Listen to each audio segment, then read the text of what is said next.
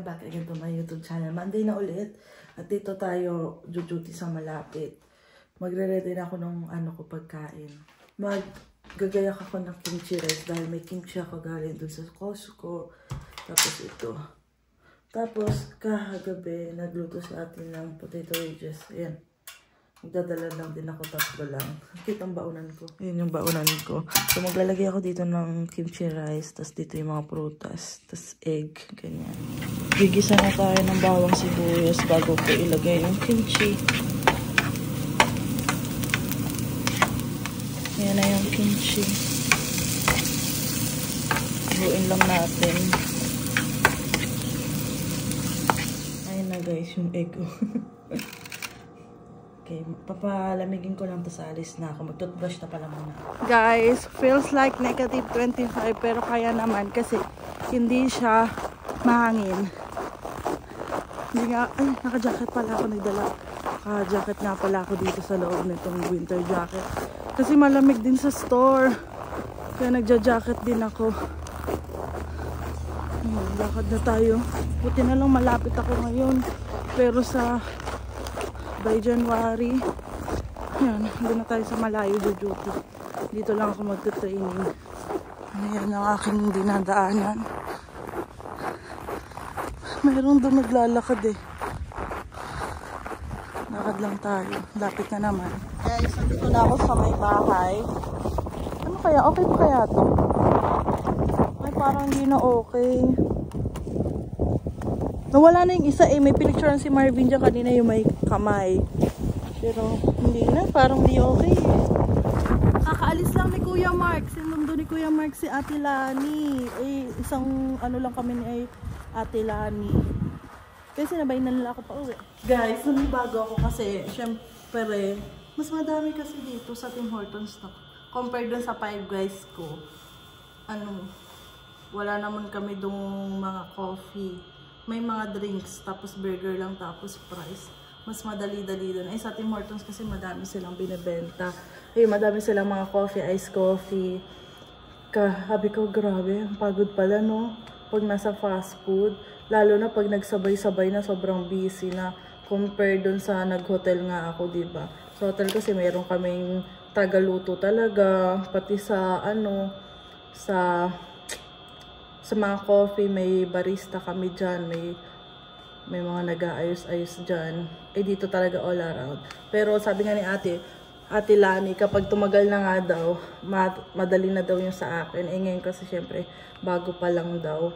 Ayan, bukas, buti na lang, pinag-day off ako bukas kasi dapat ang pasok ko hanggang Friday. So, nandiyon yung ibang trainee, sabi ng manager, hindi daw nila kayang sabay-sabay yung mga trainee na turuan. Kaya ibahin nila yung araw ko. So may pasok tayo ng Sabado guys. Sabado. Sabi ni ate, mas busy daw yung Sabado. Hulo, sabi ko lang. Pero yun nga, nung nandun kami sa kabila, yung mas malayo, busy nga nung Sabado. Sabado linggo kasi ako dumuti doon. Yung parang nag-actual na nga ako. So ayan. Malambot ako. Tutulog na muna siguro ako. Pagkatulog ko, pagkagising ko, aaralin ko uli yung sa videos. Tsaka sinendan ako ng manager ko ng copy para daw mabasa-basa ko. Ayun. So, pasok po tayo. Ayan na yung Christmas tree. Ang cute. Meron na kaming Christmas tree. Tingnan na. Tutuwa si Marvin pag uwi. Ayan guys, nagluluto lang ako ng pork. Tapos, ng bawang at sibuyas. Nanonood ako ng Batang Quiapo sa TikTok. Putol-putol lang, di naman kompleto. Paminsan-minsan pinapanood ko lang siya. Ayan. Nag-cut na rin ako ng orange. Ayan. Para may prutas tayo. Ayan na yung kimchi rice ko. Magluto lang ako ng itlog. Tapos kakain na tayo. Kain muna. Ayan na yung egg ko. Tapos yung pork, kimchi, saka orange, saka blackberries. Kain na muna. Nag-send daw ng picture kay Marvin kasi nga ito yung gusto ni Marvin. Sabi ko, nagluto ako. Mamaya pa niya yung makikita dahil nga nasa work siya. So, ayan guys, itutuloy lang natin yung vlog natin kahapon kasi hindi ko na natapos. Dahil pag uwi ko, yun nga, may pagkain sa lamesa. Nagluto kasi si Ate Pam ng pork steak. Kaya kumain ako, sarap. Sarap ng pork steak. Tapos, gustong gusto ko doon yung ngangatahin ko yung ano, yung buto. Yun talaga yung gustong gusto ko, yung nangangata ako ng buto eh. Kaya nga nung naka-braces pa ako, pinapagalitan ako ni Marvin kasi baka may masira na naman sa bracket ko, kakangata ako ng buto. Tapos ayun ang ano, pagkatas ko kumain, punta na rin ako dito sa kwarto, hinintay ko na lang mag-out si Marvin sa work. Tapos nung yun ang ano, nakapag-out na si Marvin, nag-video call kami, kinamusta niya yung araw ko, ganito, ganyan. Sinabi ko, hinatid ako nila Kuya Mark dito kasi nga kasabay ko si Ate Lani. Si Ate Lani kasi nag-train sa akin kahapon sa trabaho. Tapos, ayun na nga, siyempre hindi naman pwede magpuyat si Marvin dahil maaga rin yung pasok niya. Eh ako naman, dahil nga wala akong pasok ngayong araw, nahirapan lalo akong makatulog. Talagang late na ako nakatulog. Tumawag din ako kala mama, kinakamusta ko sila sa Pilipinas. Kasi si mama may pinapaay sa bahay. Pati yung lola ko pala, nalimutan ko ng tawagan. Kasi yung bahay ng lola ko sa Samar, pinapagawa ng tito kong nasa Poland. Nasa Poland ba? Basta nasa Europe ang tito ko. Ayun. Tapos, edi, ayun na nga, update ko anong ganap doon. Kasi yung kapatid ko nga, di ba, nagvo-voice lesson yun. So, lagi na silang kumakanta sa mga mall. Lagi siyang kasama, napaka-busy ng kapatid ko. Tapos, nag-aana rin siya ng taekwondo. Tapos, yun nga, nagkaroon ng event sa school. Sumali daw siya sa quiz B. Tapos, hinintay na lang kung pang-ilan siya sa quiz B. Tapos, ayan. Yun yung bunso namin. Tapos, yung kapatid ko namang lalaki, nagkaroon kasi sa planta ng, ang tawag dito, basta dun sa planta nun sa lugar namin, nagkaroon ng, parang, nag-ayos-ayos sila dun, parang nag-part-time siya ng trabaho dun. Ilang weeks din siya nagtrabaho dun, parang halos isang buwan din ata eh. Yan, nagkuha nga siya ng NC2 para nga siya makakapasok dun para may ginagawa naman siya. Kasi, February, mag-start na siya mag-review dahil nga kakagraduate lang ng kapatid ko, yung pangalawa. Tatlo lang naman kami magkapatid. Yung pangalawa kasi, graduate siya ng criminology, saka, ayun, oo nga, criminology, tapos mag-exam siya next year. Kaya, ayun, may kagastusan na naman si mother para doon sa kapatid kong lalaki. Tapos, ayun na nga, yung pagkatapos ng chika-chika namin ni mother, sabi ni mama, may gagawin na daw siya. Ako naman sabi ko, antok na din ako kasi mag-alas 12 na ata noon. Tapos, ayun, pagising ko kanina, edi may chat si Marvin, good luck daw. Sabi ko, anong good luck? Kasi akala niya may pasok ako ngayon. Tapos sabi ko sa kanya, wala akong pasok ngayon, be.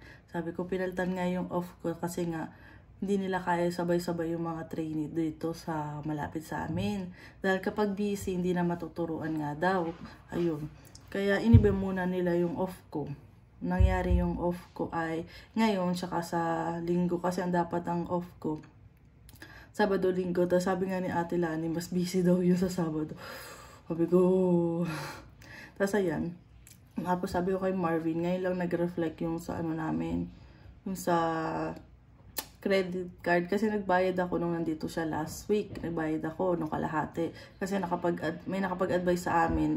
Nung pumunta kami kala Kuya Mark, may namit kami na mas maganda daw yung magbabayad pag malapit na or malapit sa due date o due date na ata. Kasi nga kami nga pag ginagamit namin credit card namin, pag uwi, inaano na agad namin. Binabayaran na agad namin ni Marvin kasi ayaw namin na natitipon yung naiipon yung utang namin sa credit card. Kasi baka mamaya mahirap tayo magbayad, diba? At ayun na nga. Tapos, ano nang nangyari dito? Tapos, ayun na nga, nung nag-reflect lang siya nito, tapos sabi ko kay Bepe, hindi pa siya nagre-reflect dun sa sa Costco, na si IBC, kasi ako ngayon nagbayad. Galing sa account ko yun.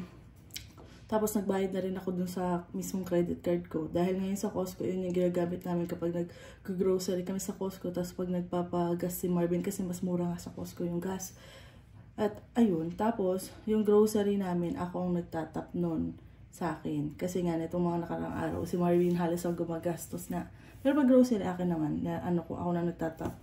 Tapos, ayun na yung kay Marvin na account, halos mauubos na siya rin. Kasi nga